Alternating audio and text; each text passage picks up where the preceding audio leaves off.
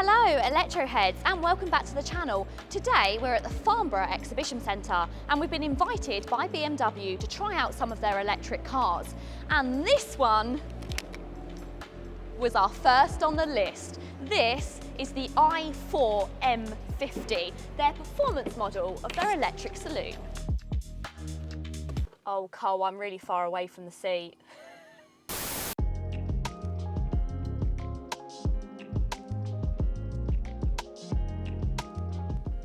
Right, let's go get parked up and take a good look around this car.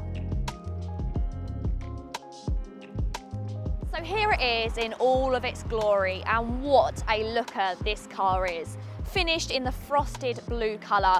We waited for this one. It looks amazing. Now this does look a little bit special because this is the M50 version of the i4, which is the high-powered X-Drive version. 17-inch wheels are standard on the M40 and 19s on the M50. However, our test car is riding on 20-inch double-spoke wheels. The M technology pack that comes with the M50 features increased heat capacity on the braking system and the cooling system that guarantees a long-lasting high performance under extreme driving conditions. No plasticky looking hubcap alloy wheels here. You can tell that this car is set up for performance. And another key sign to that is those massive brake calipers. There are a few subtle details that let you know this is the electric version of the 4 Series family. They include the blue detailing in the laser lights. You've also got the subtle blue around the BMW badge. And last of all, you've got those blue centre caps. At first glance, the rear of the car is very good looking. You've got these really nice BMW signature lights which look fantastic at night when you're following the car. But then you start to look a bit closer and that rear diffuser, what's going on? It looks like they've just lost the exhaust, they've just fallen off. It really would have been nice to have a design in there which was specifically EV. Also, I'm really not sure about this kind of panel of carbon. It almost looks like an afterthought.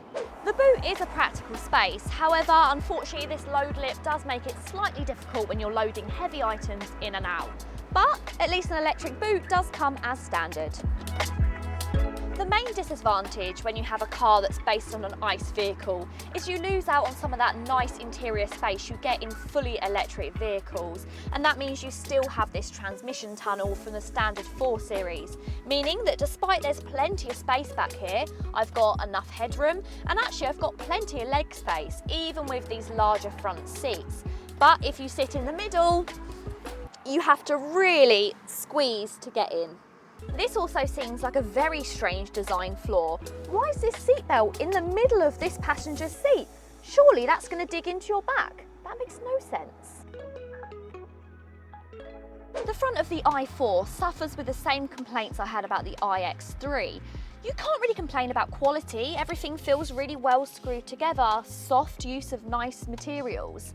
But it's just not interesting. It's not like an electric car. You can tell that this is just an ICE car that's been converted. That's not going to be a bad thing for some people, but for me, I want a little bit more electric styling. There's just nothing that's exciting and innovative like you get in some electric cars. It feels just a little bit dull. That doesn't mean it's not good quality though. Everything is so well screwed together. You've got the really nice soft use of leather. You've also got the carbon because this is the top spec M50.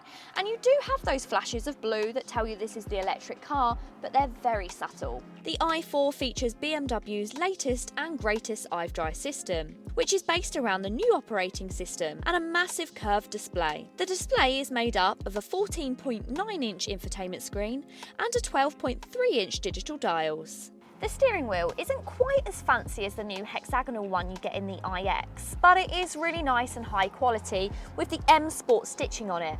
Plus, I really love where they've popped the heated steering wheel. The entry-level version of the i4 gets 335 brake horsepower. That's around 15 more brake horsepower than you'll find in the 440i. However, this car will do 0 to 62 in just under 6 seconds, which is just slightly slower than the petrol car, and that will be because of its weight. Now, if power is what you want, then you should go for the M50. And that's the car that I'm driving today. This one has 536 brake horsepower, and that decreases the 0 to 62 time to under 4 seconds, which is pretty impressive, and around the same as an M3. BMW enthusiasts will be happy to find out that the entry-level i4 is actually a rear-wheel drive, and it drives very similar to an ICE car, and that's a good thing. It's engaging, it's really enjoyable, and you do feel that punch from the rear wheels. The main reason that this car has such a hike in power is because it's dual motor, making it X-Drive, and you can really feel the difference. There is a huge pull in power, especially when this car is nearly 2 tons. It needs that extra motor to really propel it. It also doesn't handle like a heavy car. Now we have to remember that this car is the first one developed by the M division, and that makes it really special. And you can tell by every inch of the drive that it's got that heritage.